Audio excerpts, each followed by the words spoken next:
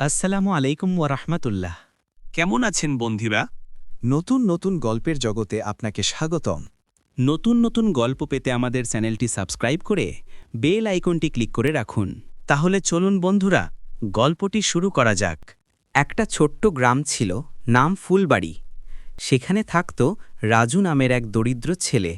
রাজু স্কুলের বেঞ্চে বসে কাগজে একটা বিমান আঁকছে। একদিন আমি এমন বিমান বানাবো যা পুরো বাংলাদেশ ঘুরবে। তার বন্ধুরা বলল, হা হা, তুই আর বিমান বানাবি? ক্লাসেই তো টিফিন আনতে পারিস না। সবাই রাজুর স্বপ্ন নিয়ে হাসত, কিন্তু রাজু থামেনি। রাজু ঘরে ফেরে মা দুঃখী মুখে বলে, মা, বাবা, টিউশন ফি দিতে পারবো না এবার।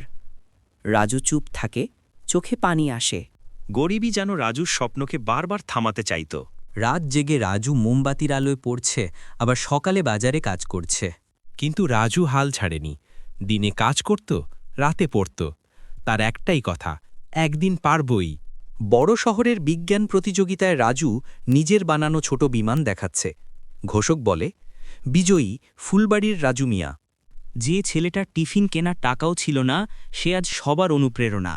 রাজু গ্রামের ছোট ছেলেদের বলছে, তোমার স্বপ্ন যত বড়ই হোক, বিশ্বাস রাখো, কঠোর পরিশ্রম করলে একদিন সফল হবেই। স্বপ্ন দেখে কাজ করলে একদিন গন্তব্যে পৌঁছানো যায়ই। তুমি যদি থেমে না যাও, সাফল্য তোমাকে থামাতে পারবে না। যদি ভিডিওটি ভালো লাগে তাহলে লাইক, কমেন্ট ও সাবস্ক্রাইব করো। আর মনে রেখো, হাল ছাড়লে হার, চেষ্টা করলে জয়।